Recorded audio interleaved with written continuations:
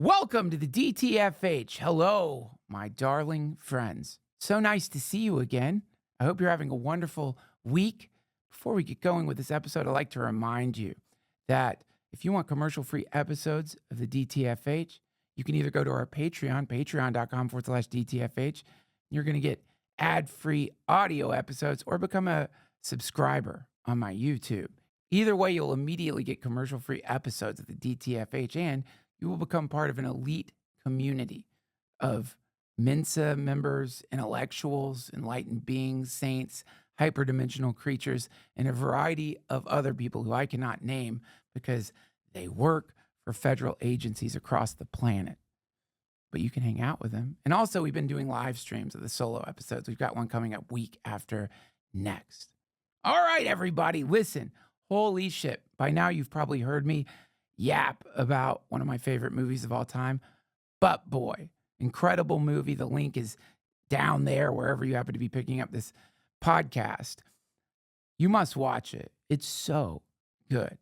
But just a few days ago, I was blessed by getting to go to a screening of Tyler Cornack's brand new film. The creator of Butt Boy has put out a movie with one of my best friends, Mermaid. And I know it would be easy to think that the reason I'm saying it's so good is because I love Butt Boy and I'm friends with Johnny. But no, this is one of the best movies I've seen this year. It's going to get awards. It's going to be like one of the big movies. I'm sure of it. It's so good. It's dark. It's a comedy. And it involves mermaids and not Splash style Daryl Hannah mermaids. That's probably an old person reference. It's incredible. It also involves drugs. It also has Kirk Fox in it. It's got Kevin Nealon in it, a whole incredible cast of great actors. And I got to talk to Tyler, and he said he would do the DTFH, and he's here with us today. So everybody, please welcome to the DTFH, creator of Mermaid and Butt Boy, Tyler Cornack. Welcome to the DTFH, my friend. I'm so excited to talk to you. I've been waiting for this more than anything. Oh, thank you. And this is the last thing I'm doing here. So, you know, man, I have, I have a few favorite movies, and I mean this when my favorite movies in that list, Texas Chainsaw Massacre, in that list, The Shining, and in that list, Butt Boy.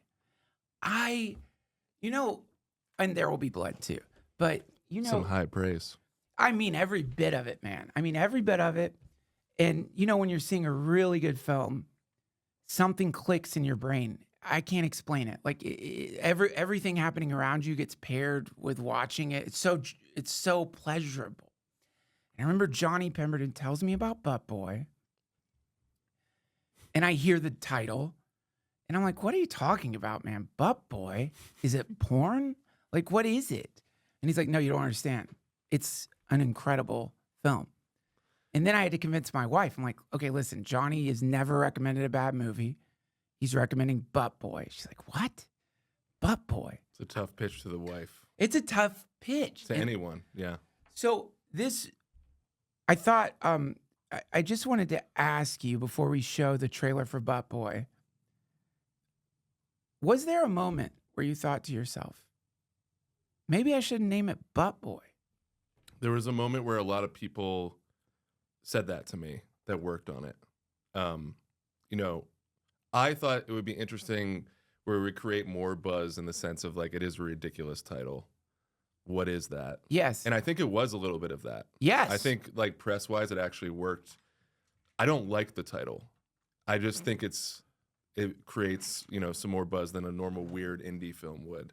Yeah, well, I'm glad you called it that. I mean, I don't know what else you would have called it. Thank you for saying all the nice stuff too, by the way. I mean, people would tell me all the time when you would just be pushing it, and it just means a lot because these are such small movies, and anything we can do to get it out there, and it's just refreshing to hear. When you make anything weird or strange, you're just and you're on the edge of you're constantly questioning how you feel about it, and you can't help but care. what people think, and I do care what people think. Well, I mean, this is like, we'll show the trailer in a second, but this to me, like what you're doing and what I think maybe a growing number of people are doing these days is rebellious in nature. What you're rebelling against isn't necessarily like some actual insidious evil force. What you're rebelling against is the market pressures of people at big studios. The system. And no component of the system, at least in the ones I've met,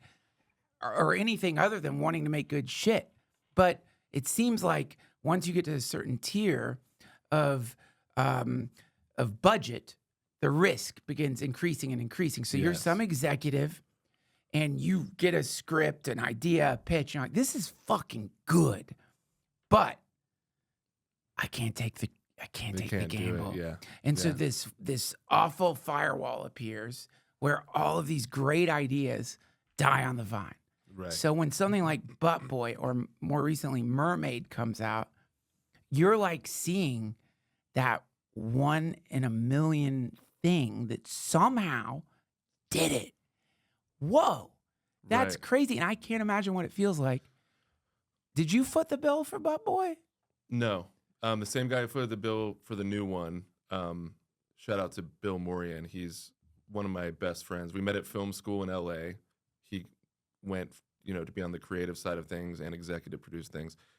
I just got so lucky with him. We were in class, outside of class one day, and he just came up to me. He's like, hey, whatever you're doing, I'm down to do it. Wow. And it was like, it's like a bad movie almost, but it was like, holy shit. And so we ended up being from the same part of Florida. Yeah. What part is that? Tampa. Tampa. Okay, sure. Yeah, I grew up in Tampa, and he did too, in the St. Pete area. And yeah, it's like since then, this is probably six or 7 years before we even made Butt Boy, but we would just make online content, short films, whatever. Right. We were doing a lot of comedy-based stuff, just trying to get like a little bit of a following going online. And cut to one of the comedy sketches that we did was Butt Boy. It was a little 1-minute thing where the tone was there and everything was there. And then it's just conversations like, we'll be out one night having a beer. It's like, how far could we take that? Yeah. Like, how far can we stretch it? And then shout out to Ryan Cook, who I did Butt Boy with as well. He just said it to me one night, what if this was a feature? Yes. And thank God. Right away, it just all was there. Like the Office, boom, boom, boom, like lightning in a bottle moment. Man, let's just show the trailer so people know what we're talking about. Because right now, all they're hearing, the people who haven't seen it, they're just hearing Butt Boy. Right. And they're like, what could this possibly be? So yeah, roll the trailer. So what do you do? Detective. You look like every detective ever. Oh, yes? Ow.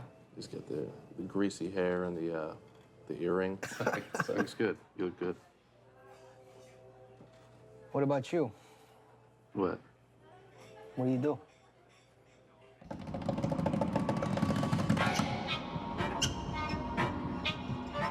I haven't seen this in a while. So good. It's a great trailer. Tragedy strikes Critica County today as law enforcement have yet to make any headway on the missing child that vanished from Kathman Park this morning.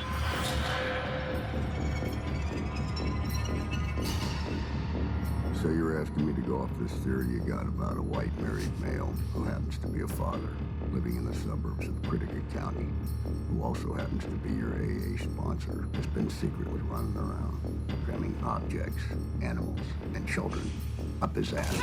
Then he somehow digests them, and he does this in sprees, almost in serial killer fashion. Is that about it? Uh-huh.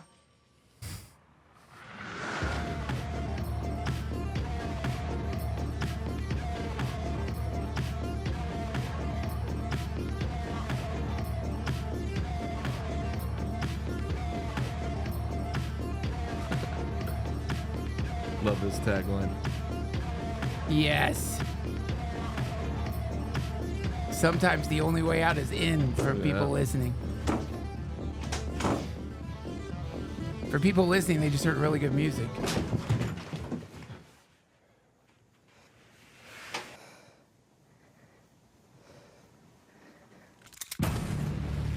fucking insane. There it is. Okay. Crazy. So what? So So there's a way to do Butt Boy that's going to ruin it. You make it silly. Right. Wink at the camera. Yeah. That's why I think a lot of people think it's that up front.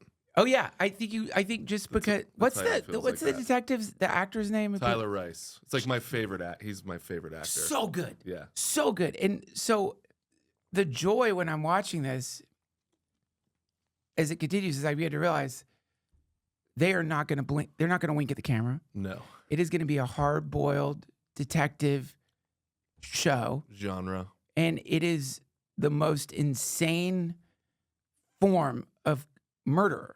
And Right. and something about the fact that you all the way through manage to keep that tone, to me, makes it one of the funniest movies I've ever seen, man. It is brilliant. I appreciate that, man, so much. The whole time you're doing it, you don't know if that's going to work or not. Like that was very nerve-wracking. Not that there was like too much at stake. We made that for $150,000. Wow. That whole thing. How long did it take? 30 days. 30 days. We like fought for schedule. We were like paying, you learn all these tricks and trades doing indie films where you pay people under the table to get this, or it's like, Right. we know that this place exists, so let's shoot there. Yes. So we did so much of that where we would just reach out and say, hey, we had a decent Instagram following from our comedy stuff. Right. We'll shout out your laser tag company for people to Wow. come to give us deals. Like everything was dealt with under the table where you just sort of, you do whatever you can to get it done. But This psychological element, though, of making this kind of movie. I mean, I'm sure any movie that you're making, you're shitting your pants the whole time. the whole time. I can't imagine. Yeah.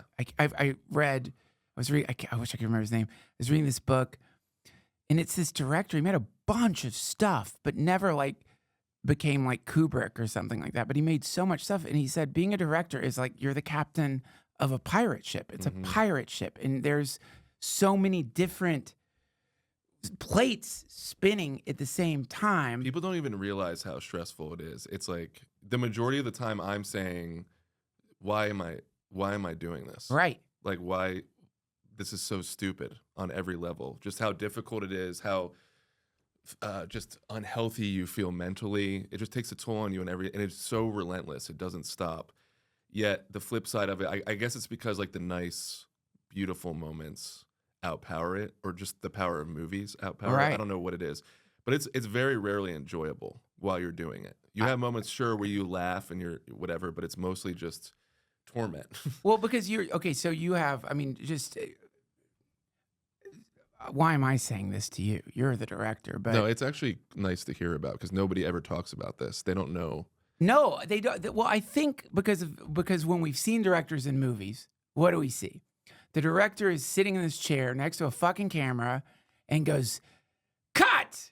Let's try one more time." That's Or, all we know. "That was great." And that's what they think the director is, kind of like a conductor or something. Right. And that's you just wave the sticks around for whatever that's called to tell the orchestra what the tempo is, and you're done. Yeah. But no, you're dealing with a variety of maniacs, the actors. Like God knows the psychology of actors. Probably Historically pretty unstable people. They can be, not all of unstable them. people, and I can remember Johnny went on the road with me right after Mermaid, and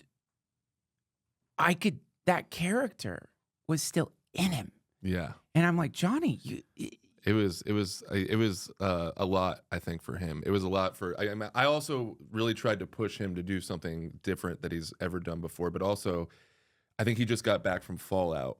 An indie film schedule is that's the Yeah. craziest part. right? That's the craziest part. You're doing like 5 scenes a day, Yes. a day sometimes if you have to. Yes, And- it's not the same. It's not the same. And I think he just came from that, and he was like, "Whoa, we're here now, and now we have to go do this, and that." And Right. like, Brutal. I'm even realizing this is a crazy schedule. I forgot how crazy this was, and then he's like coming to terms with it. So just that alone, the exhaustion of that. And so you have to contend not just with the various personalities of the actors. You all you want is a great performance for them. it's energy based. It's like energy, everyone's energy. Right. So Kubrick has one of my favorite quotes that's so true. The hardest part about directing is getting out of the car in the morning. Wow. Wow. And that is just so true to all of it because Fuck. you have to compose yourself. You can be in the worst mood ever. You didn't sleep. There's just going to be a lot of people looking at you. And if you have the wrong kind of energy, that just carries through everything. Yep. Down to like if you say something wrong you say something in the wrong way to a boom operator, that can be a trickle effect because he's going to act differently the rest of the day, and that's going to affect this guy over here. Yep. And then the last thing you want to, the actors are the most important in the sense they're fragile. Yeah. They're fragile. They can't people. be disturbed. They can't look around and think, oh no, is the movie failing? People seem really upset. What's going on here? And so there's that. So there's that element where you have to be almost like a Hannibal Lecter or something to, and simultaneously an energy DJ. Yeah. Even though you might have had a bad phone call, a shitty night, you've seen some footage that isn't good. Is this going to work the whole time? You don't know Yeah, if it yeah. even is going to work. And so Yeah. you have to do that. But also, you're dealing with budgets. Also, you're dealing with the omnipresent time factor, right? Mm-hmm. You got to get the fuck out of wherever you're at. You don't have much more time here. You got to go. And then SAG, you got to feed these motherfuckers. Yeah. And then all of that, somehow you're juggling all of that while maintaining This thing. confidence. I think confidence, that's where it gets tricky for me because I can come off as cold, I think, to some people. I really learned that on this last one to the point where I was working with like some veteran actors and I realized they were feeling that I'm cold. Right. But my coldness it's like a resting bitch face. I'm just so overwhelmed. And I was Right. like, I can't fake it and be I'm not a bubbly person Right. naturally anyways. And I'm just in the edit of the movie. So Right. sometimes I'll get so laser focused on like, I'm doing this shot now, this here. Yeah. And sometimes actors need, rightfully so, they need a little bit more that I Yes. fall short on. So like every single thing that you do, you learn these lessons. And you're like mental note, maybe switch that up, pay a little bit more attention to that. And you're trying to learn how to make it a Yeah. better experience for other people. But Right. you just have to keep going with it and it's just all about finding balance. Energy is just the key thing to all of it. Now, Mermaid, we'll show the trailer for that in a second. I got lucky enough to see it a couple days ago. And when you look at this trajectory that happened from Butt Boy to Mermaid, like when I showed Josh, because I showed him Butt Boy first, he's like, they had a bigger budget for Mhm. that. Yeah. But you do see more than just the bigger budget. You see your evolution as a filmmaker. You see probably whatever you did learn from Butt Boy, you figured out how to like do it better. And then you see a lot of really famous actors, dude. Yeah, Kevin got Nealon, what really the fuck? lucky. How do you get people like that involved? Honestly, it was the script. Like this, I think people are really looking for interesting things to Yeah. do. It was a little different for everyone. Like I think Robert Patrick was kind of like, what the hell is this? Right. Because he didn't know anything. You know, Right. He doesn't really probably even fully know what I'm trying to do as a Right. filmmaker. But I talked to him on the phone. Like if they're a little bit hesitant, I can talk to them on the phone. And I kind of let them know I'm not crazy. Right. I'm not a crazy person because Sure. what you just read probably seems a little bit crazy. And I Right. think sometimes that's the case. But it's just reaching out to reps and you ask them if they want to do it. Will they read it? Blah, blah, blah. Some people say no. Some people say immediately yes. And it's great. This one was tricky. We were in the middle. The SAG went on strike. We're in the week 1 of casting. Oh, fuck. So this is our first hiccup. By the way, we had so many problems Jesus with this Christ. That's a big hiccup. We're in the man. middle of it. I've talked to 2 actors, maybe Johnny. We have whatever, but we're like trying to figure out to cast the rest. We can't legally speak to any actors until now, a week before the movie starts. What? So we're casting this movie, and we can't cast it until a week before we go shoot. That puts you in a brutal position. That was the first thing where it was like, so it was 4 months of my producers calling SAG, and they're like, "What are you saying? What like you're saying?"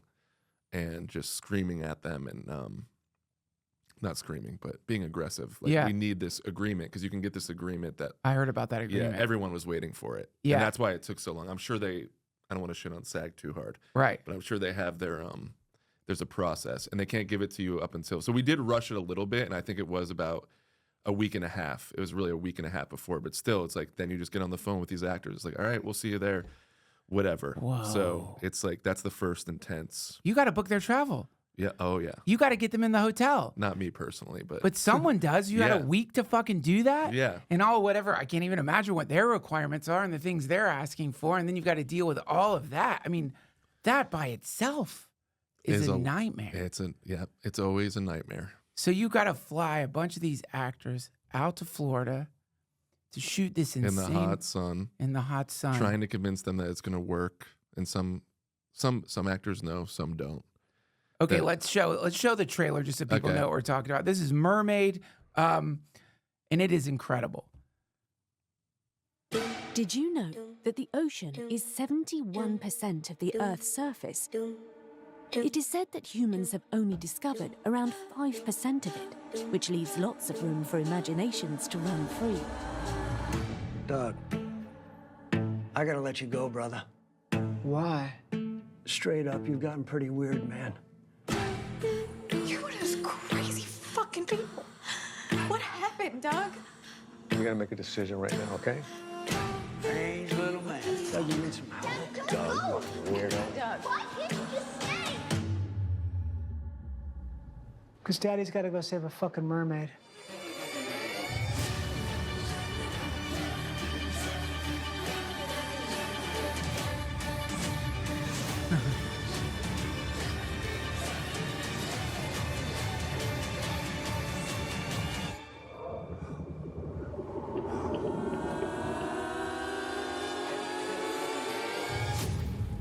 Fuck. There you go.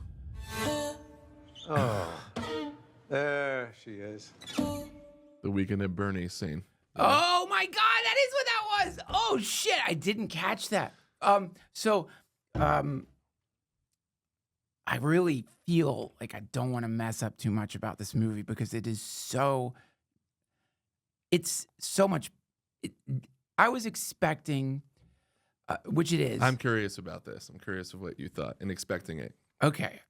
I'm expecting a dark horror comedy. Mm-hmm. That's what I went in there expecting.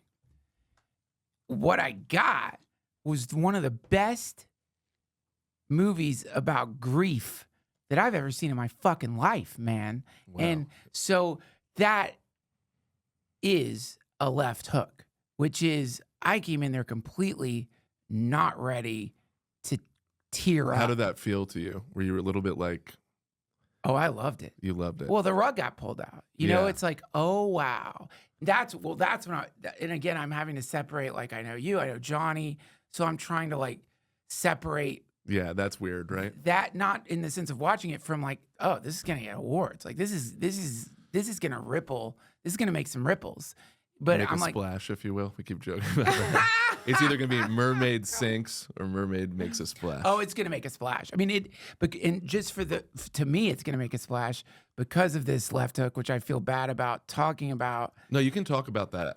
Everyone who's writing about it is talking about that gets it and likes it. And it is that to me. So that's why I thought this would be an interesting way to do it.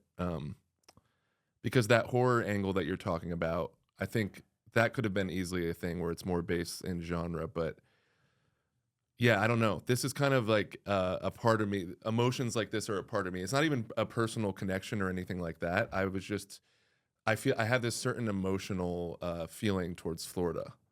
And Yeah. I've had friends that I guess the best way to put it is if I were to see Florida as like a picture of my life, Yeah. there's certain colors in it. There's certain things that represent different things to me. And it's a feeling almost. Sure. And I wanted this to be a more emotional sort of thing. Oh my God. Like it really was. I mean, it is a horror movie. And the makeup for the mermaid. See, I don't even like horror for it. People are saying that. I don't like, there's horror elements in it, but I Okay, wouldn't sure. put that first. Like I would almost call it like a thriller adventure movie or, a comedy, I comedy gotcha. insert genre, whatever that genre is Sure. after it. But I would start with dark comedy mixed with whatever. Listen, what many comedians fail at doing, and I'm certainly have failed in my attempts to do this in the past, on stage, if you can do the thing where not only do you make people laugh, but somehow you weave in there Mhm. something kind of poignant. That's my favorite too. It's almost impossible to do. You're probably just going to come off as didactic, or you're going to come off as like sanctimonious. You're going to come off as puffed up on stage. But if you can do it, Right. then if you can bring those two polarities together, it's a very powerful experience. When I saw Carlin, he could do that. He did that. And it was a crazy thing to be in an audience where people who thought they were coming for a comedy show are suddenly getting this like existential deconstruction of reality that is like blowing their minds. And you did that with this. And Thank you so much for saying that. I mean, that's what I want. That's what I wanted to try and do. You did it. You did it, man. I hope so. And I hope so. I'm sitting there like, fuck. I gotta go back. I gotta go to therapy. I haven't dealt with my grief.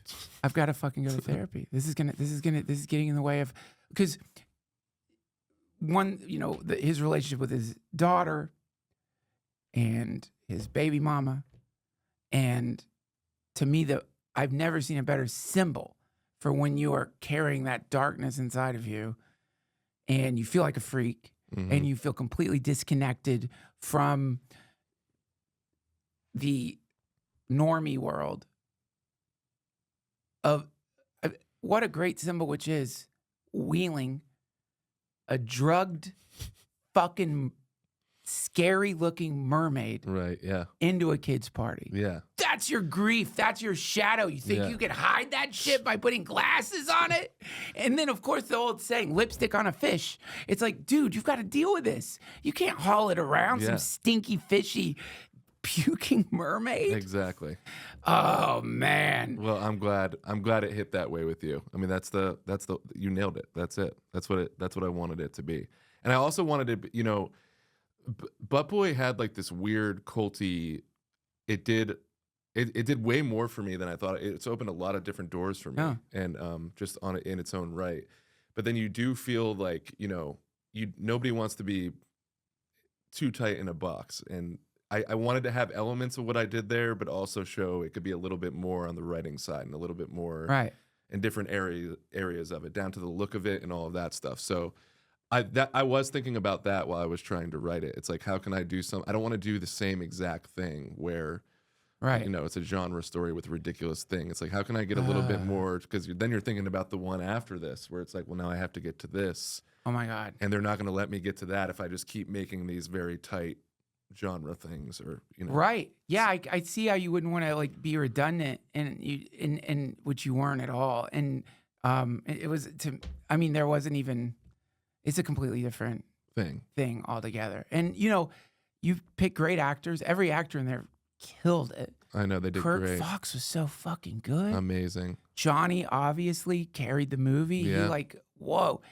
So you had that going for you. But I gotta ask you, and just tell me that's not what you meant, because one of the things when I made the Midnight Gospel, people would say, "Is this what it's about?" And I would think, no, not to me. Right. But who knows? Right. But I'm thinking like the ocean as the subconscious. I'm already gonna say no to that.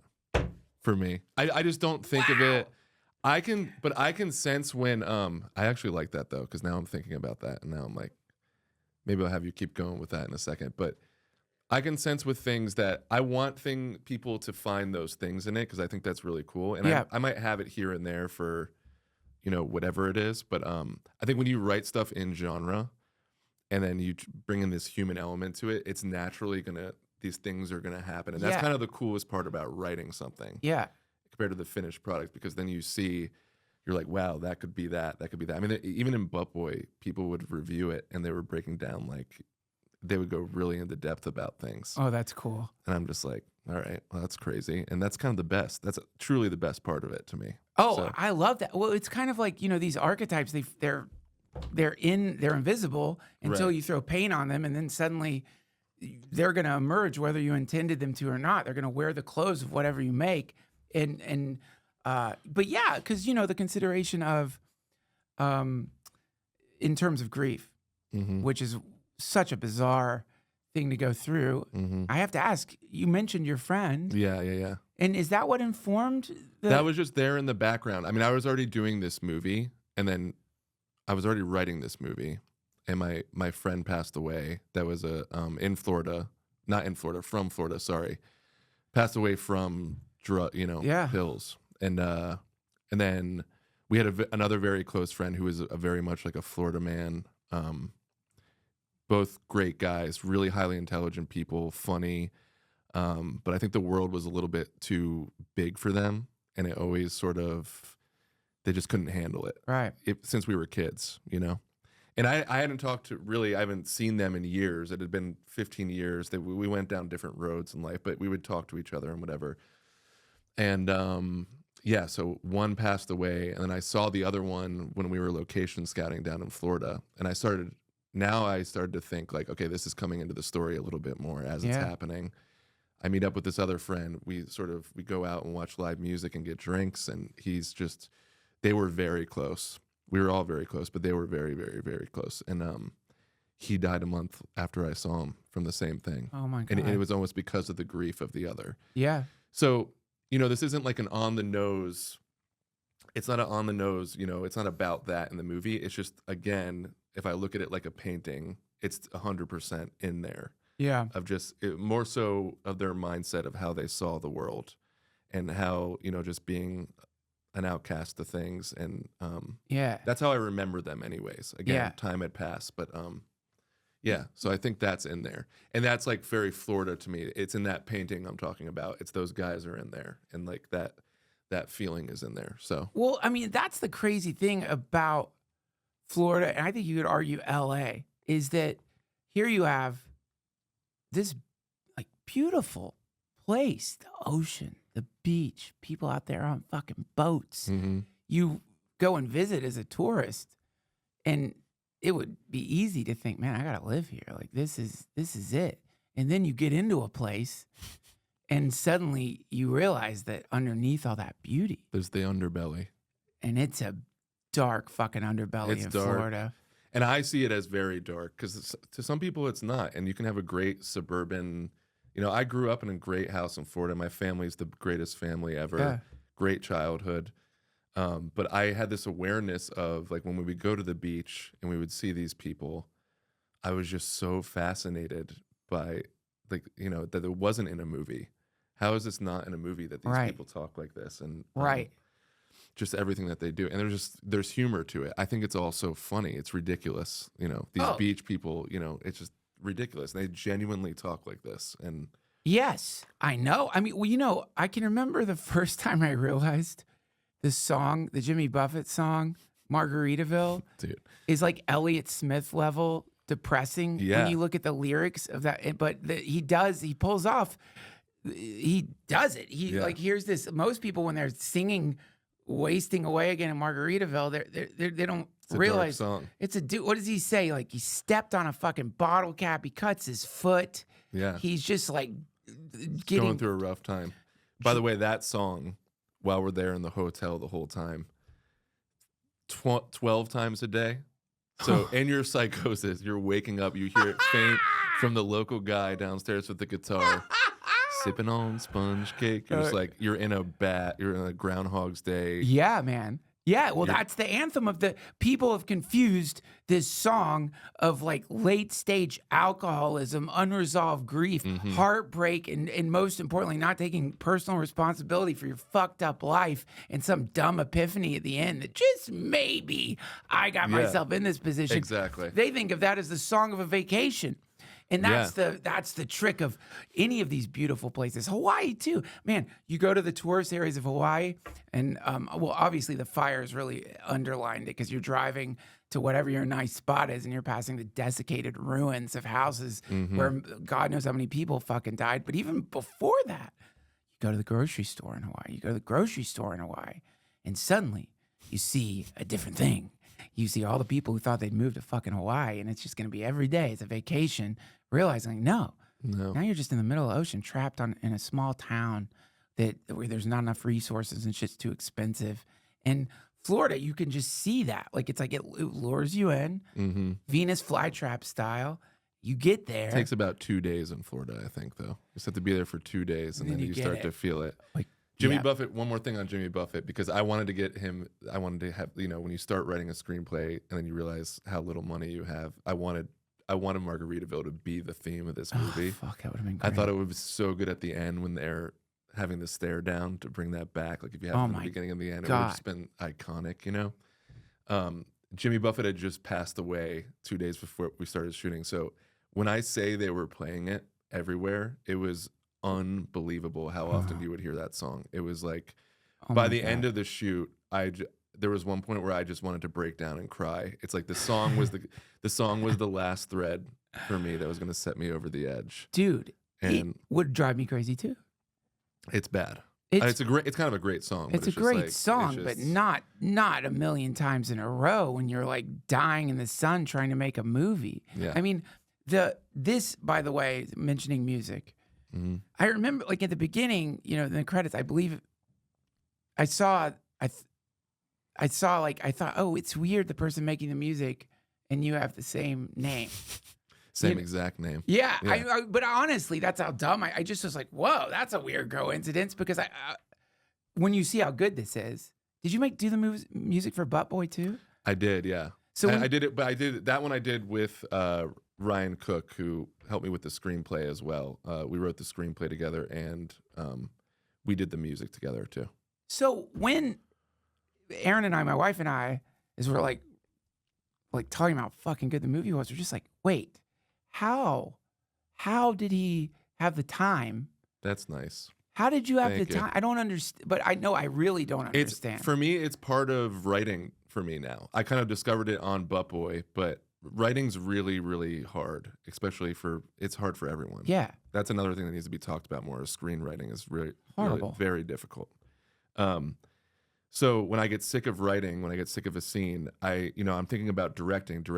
It's more fun to me, and it's like, it's the emotionality of it and all of that stuff. So it's just a nice thing when I get sick of writing, I can sit down. I just sit down on a computer on Logic, and I just come up with music that sort of just feels the way I'm seeing the movie, and it feels the way the movie. And then it's like, this might not make it. This might make it. Oh, but that's like, cool. this sounds mermaidy. This sounds kind of horror-y. This sounds whatever, emotional, and whatever. You just kind of, it's really nice for me. It sounds like, I hate bringing it up, and that's why even with the credits too, it almost feels like annoying. It's like, oh, the music as well, but it's so beautiful to me in a way because it's therapeutic. It's I get it. I've had a complicated relationship with music my entire life. I was a musician first, and I realized it's not a road I wanted to go down with things, and now it's become what music should be for people. For me, where it's like this escape where Yes. I can just sit and, it's like a painter. You just get to sit in peace and Yes. come up with this stuff. So Oh boy, doesn't it make you just like when I love making music too, and I anytime you're getting into it, the thought pops into your head of how lucky professional musicians are. Yeah. Because this is all they do all day long. all day long They don't have to go back to writing the script. They don't have to go No. direct something. They don't have to.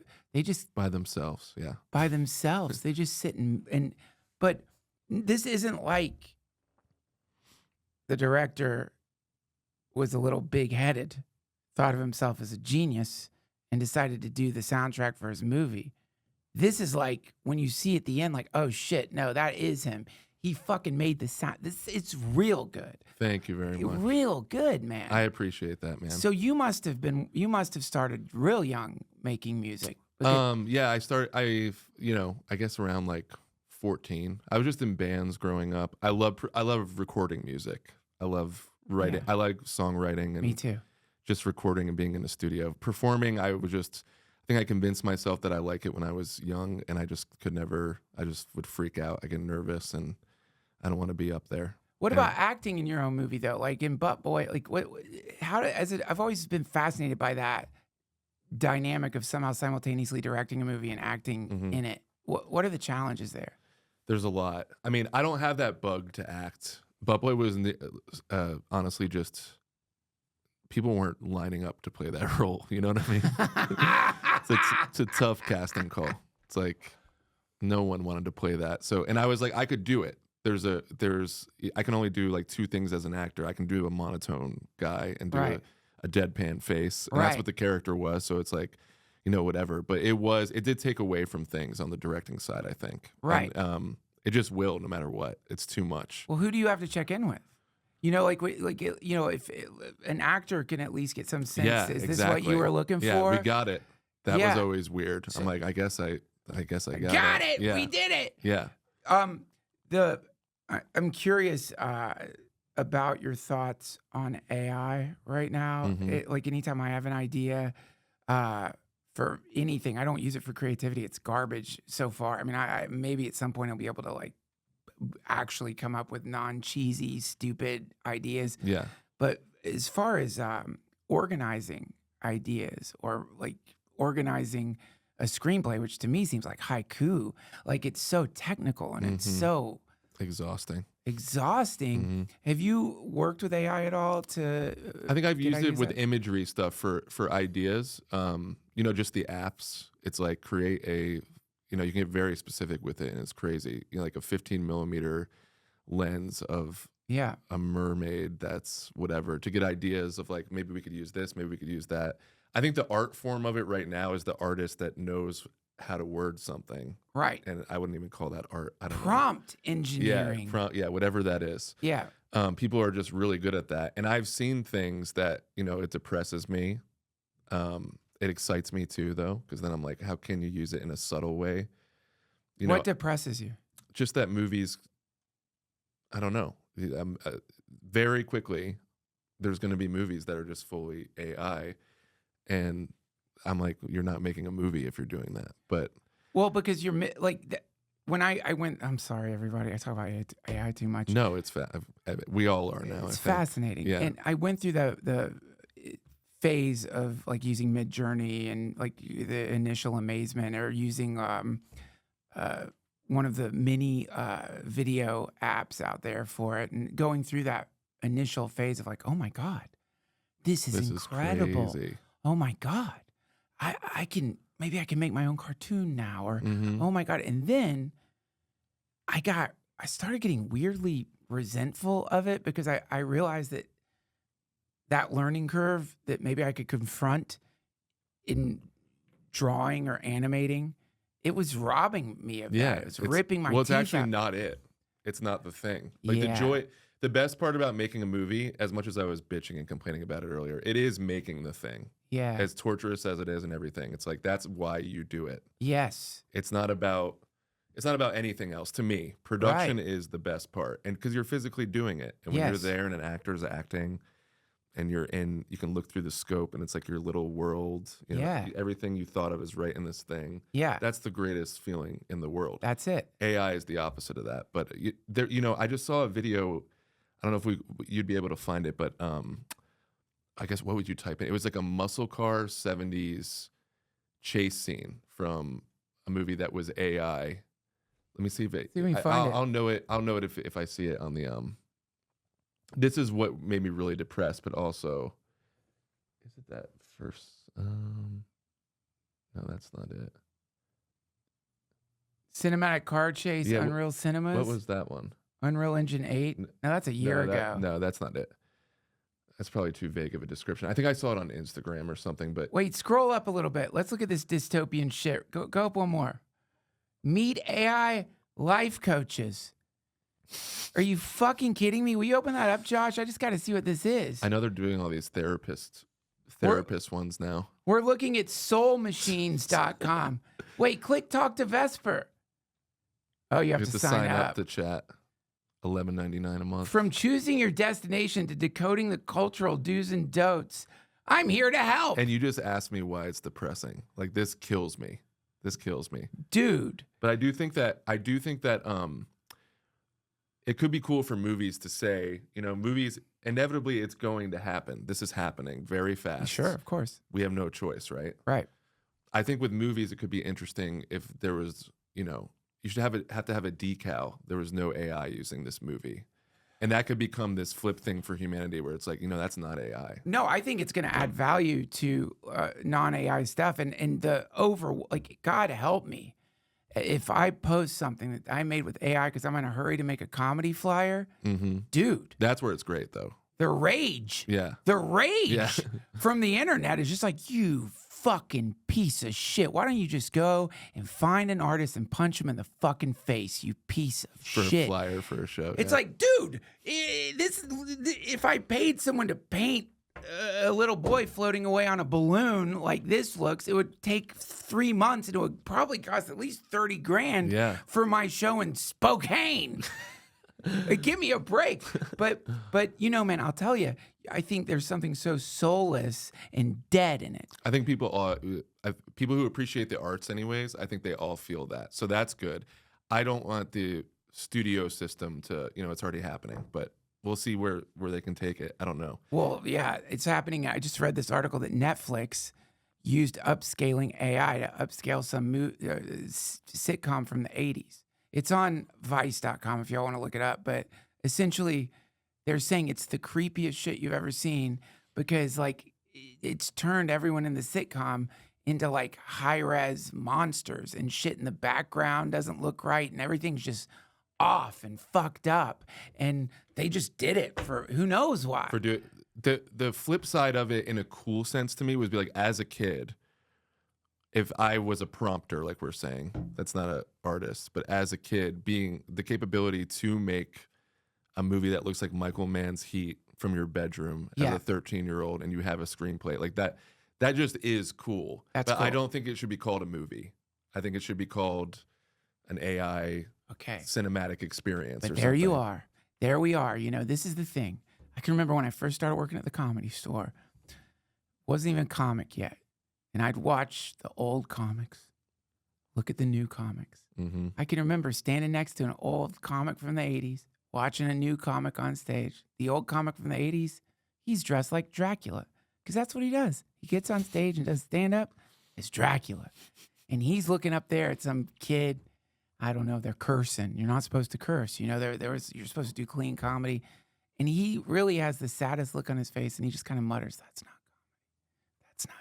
And I realized, oh my God, this is every generation looks at the new thing. And it's like, that ain't it. And I think with AI, I feel the same way. But it's sad. This is what I think so interesting about it. It's art. Yeah. It is art. Okay. Is it soulless? Do I look at AI art now and it gives me like a feeling of like 4 hours into a boring car ride with my grandparents? Yeah. It feels like shit looking at it. I don't care about it. Yeah. If I see a Instagram short, which I'm guilty of putting out in the beginning because I was so excited. Look what I did with AI. I don't want to look at it. I don't care. But man, it's coming. It's coming. It's already here. And all that stuff's going to look way better very quickly. Indistinguishable. And it's just, it's complicated, but it's not. And I do sound a little bit like the old man, but that's just because I've been through the trenches a bit in the indie film world. And it's like, they just get to sit in their bed now making it's going to look better than the thing I was shooting at 21. I think it's going to be a guru level experience for young creatives because what is actually going to happen is they're going to get bored and they're not going to want to do it. And the people who aren't getting bored are idiots. And I think they're going to intuit somewhere along the way just what you're saying. And they're going to realize, because what they're missing is chaos. You know, they might get the AI might spit out some bullshit. Yeah. But I mean, like the chaos you experience making Mermaid. I mean, those moments. Frayed edges. Frayed edges are important in things. Absolutely. And it's my favorite kind of thing. It's like, it's with music, with everything. The imperfections is what makes it special. Absolutely. And I think you can feel that. Sometimes you can't even put your finger on what it is.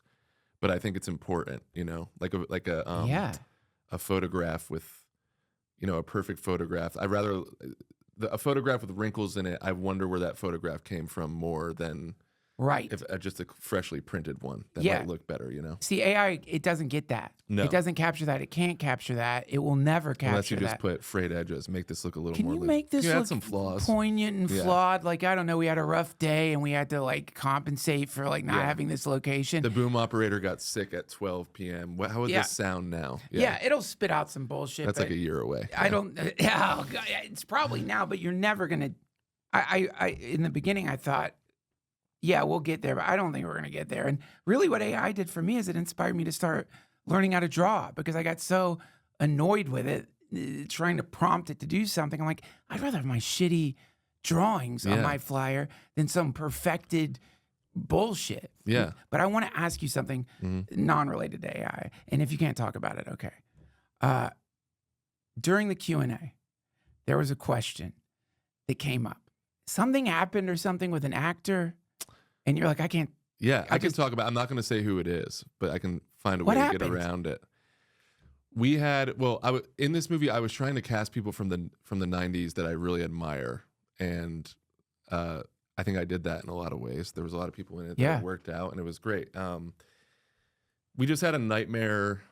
We had a nightmare actor that we signed on to be somebody at the end of the movie, and oh my God, it was like, I had a great dinner with him before we started shooting. Yep.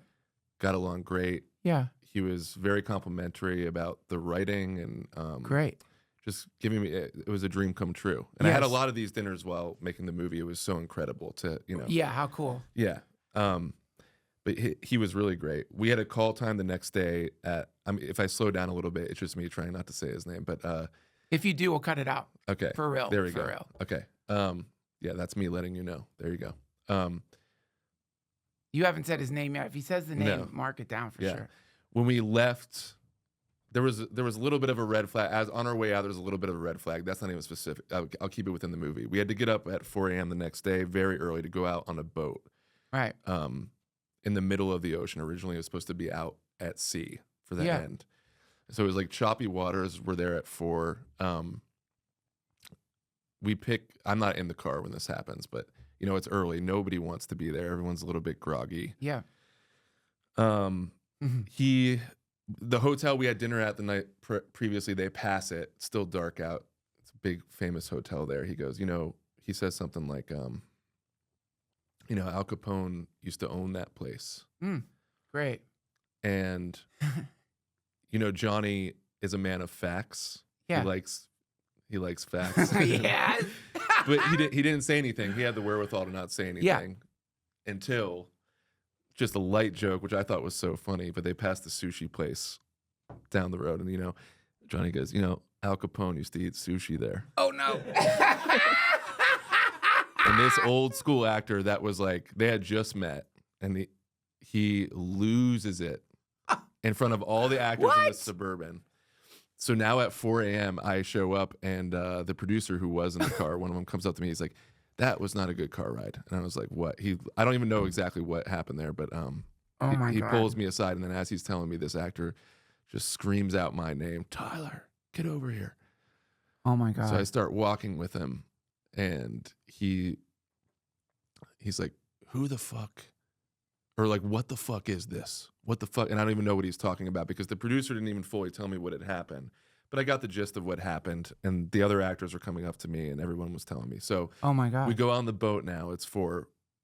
He can't let this go. His energy, he just can't let it go. And it's carrying over. I think it's just being in the morning. We're all sipping coffee, and we're going out into the ocean, and it's rocky water, and it's just like, doesn't feel great.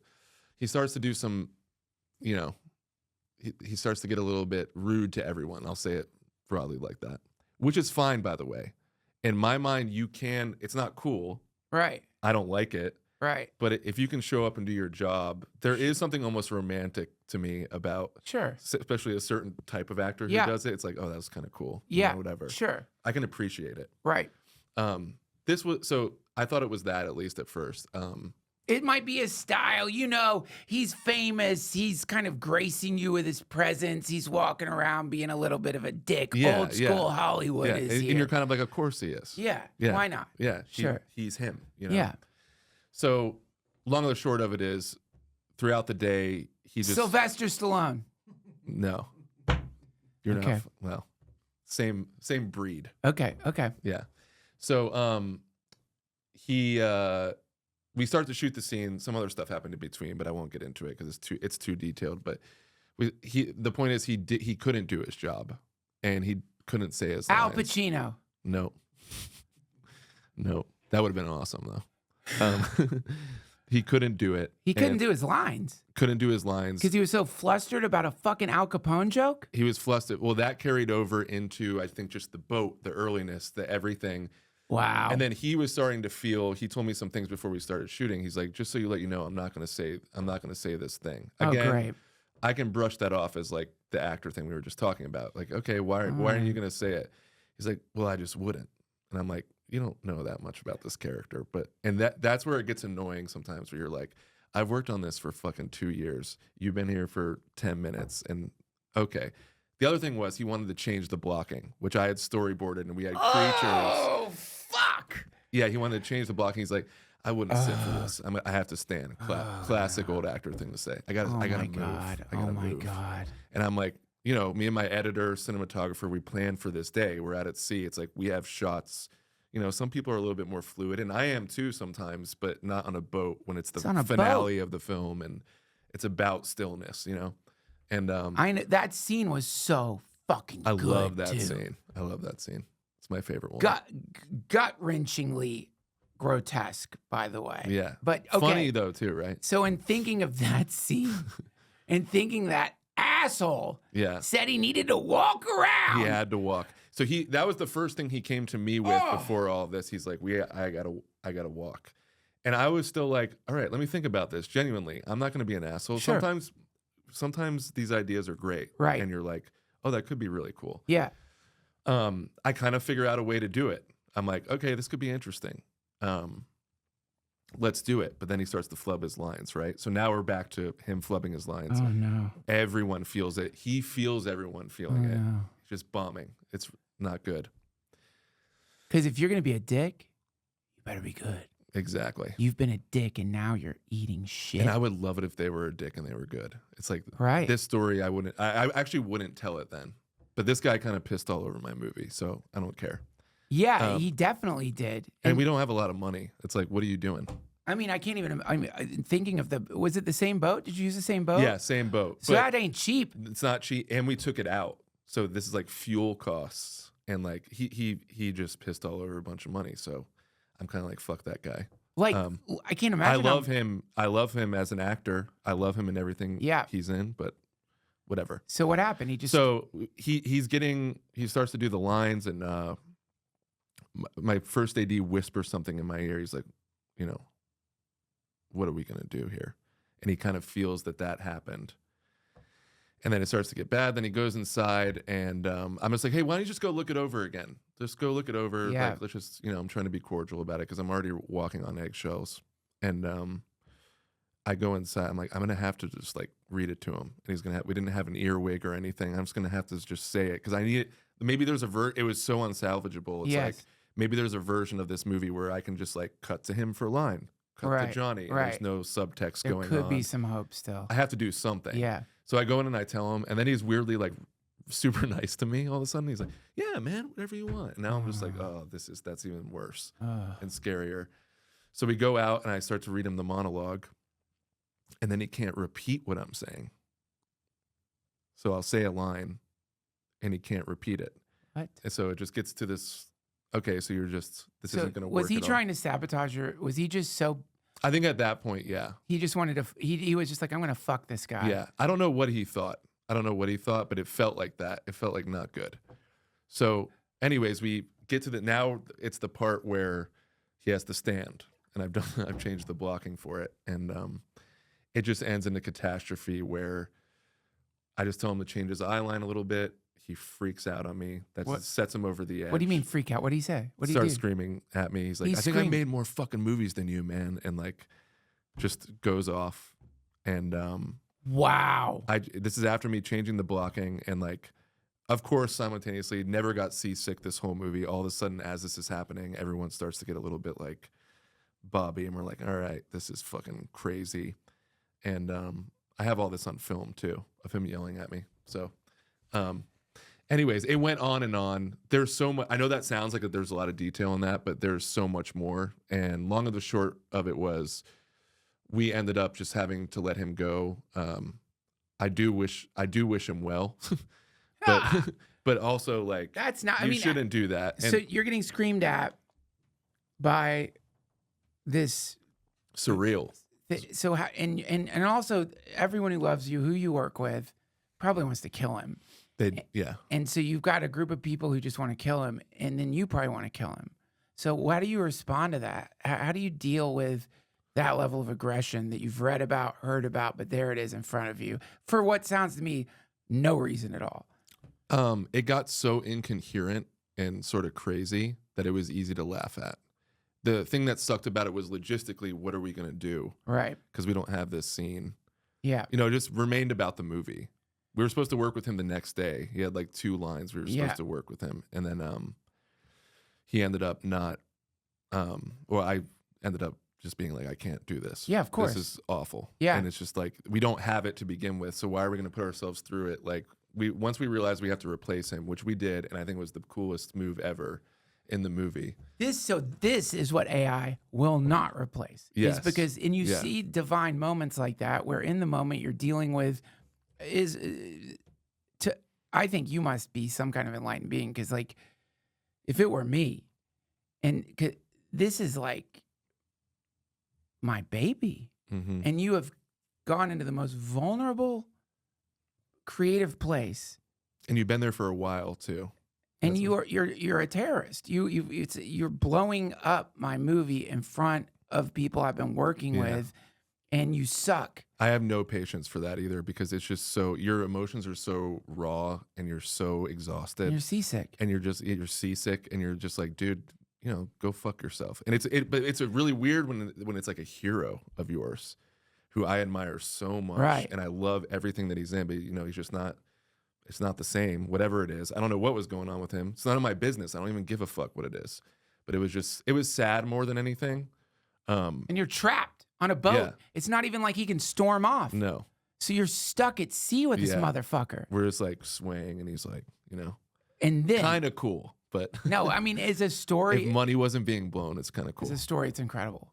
But then you realize when you got the scene that you got, that whatever the gods of creativity are, God maybe, they were just like, no, I'm going to make your movie better. Yeah, and I think so. And suddenly you have this pristine, beautiful, incredible, epic. A little more real.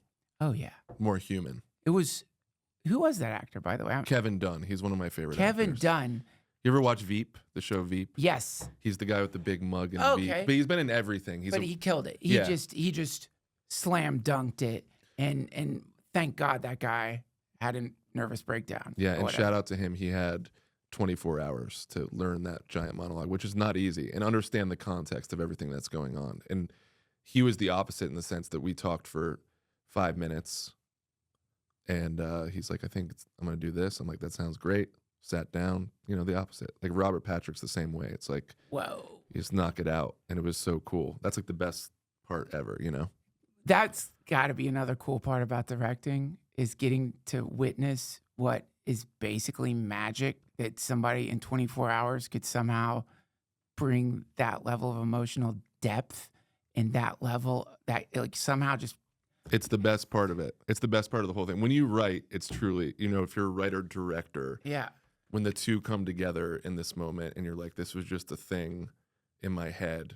And the weirder it is, the more surreal it is almost, because you're like, we're here and he's saying these words right now that are just like, it's incredible. Oh, you want me to just, you know, take that character in your mind and not just like bring it to life, but I'm going to make it so good that you could do a spinoff just about me.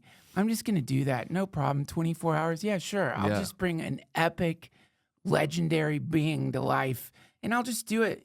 No problem. What's the big deal? That shit is magic. That's truly how it feels with them. Yeah. Too. Like Robert is an absolute. For every actor in this movie, I'm obsessed with. From, you know, Tyler Rice, the wife who plays Tina, Julia Larson. She was great. Isn't she so good? Both of them. Tyler Rice. So good. I felt bad for him having to act in a fucking neck brace. They're like my favorite actor. They're like some of my favorite actors, and they're so they get so into the work, like at the same level I do almost with the directing, where it just becomes this like amazing collaboration. Yeah. It's like I couldn't even know this exists in a way, and it's like, anyways, I'm thinking about like doing a small thing with them because I love them so much. But anyways, Robert, he's such a veteran to the point where my favorite part about this is a great memory, but I would drive by the hotel every night. And he would sort of fuck with me on set, like especially the first day. He walked in, he's like, what's my character's name again? What am I doing? And there's so many people here. And this is before the other story happened. So I was just like, oh fuck, is this whole thing gonna just fucking Right. burn?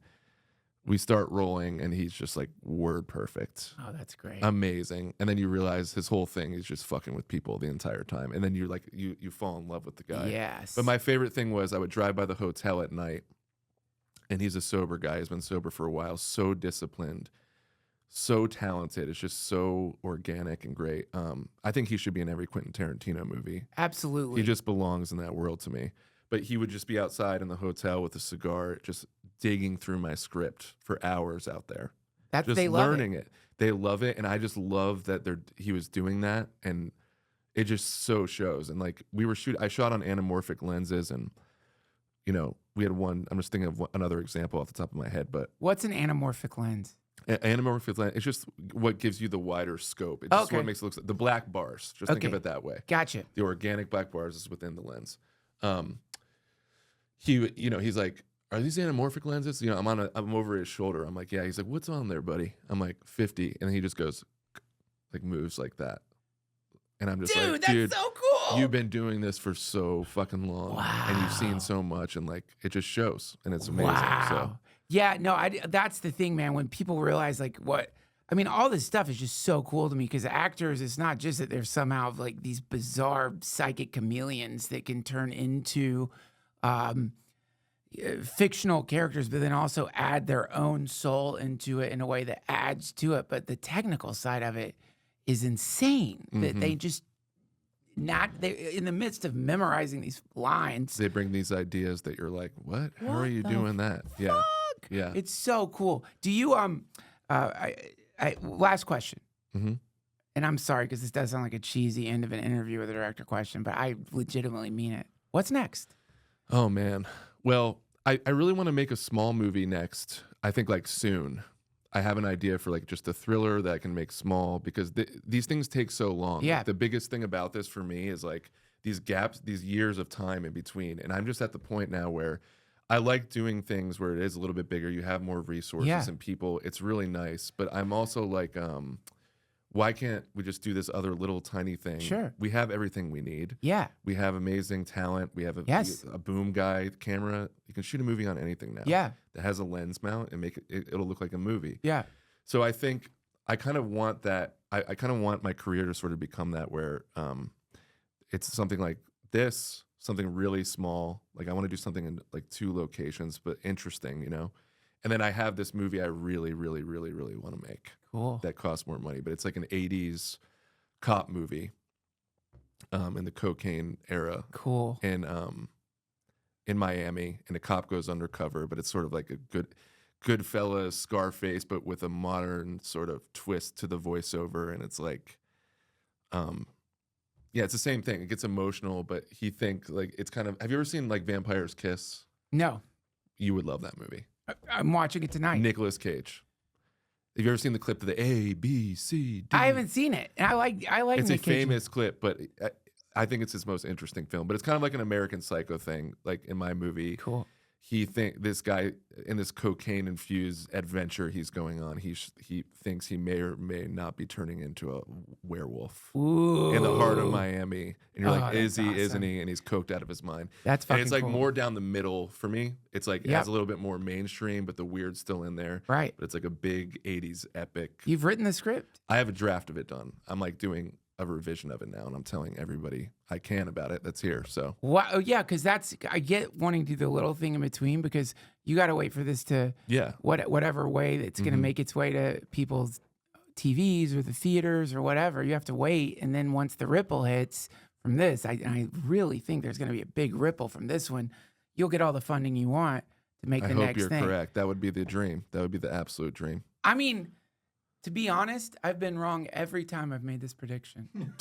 I'm gonna end it on that. Yeah. Thank you so much. Thank you, Thank man. you for making these great movies, and I can't wait to see what's around the corner. I'm such a huge fan of you too. This was Thank just you. so great, and you're like the great philosopher of comedy. Oh, and thank you. You're just highly intelligent, so it means the world to me to hear you say this stuff. So Thank you. You're the best. Thanks for coming on the Thank show. you. And I will, everybody, you must go see Mermaid. Go see Butt Boy. See both of them. All the links will be at the comment section on YouTube or at duncantrussell.com. Thank you so much. Thank you, man.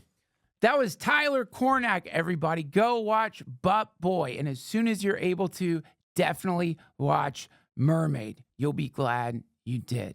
You can find all my stand-up dates at duncantrussell.com. I'll see you next week. Until then, Hare Krishna.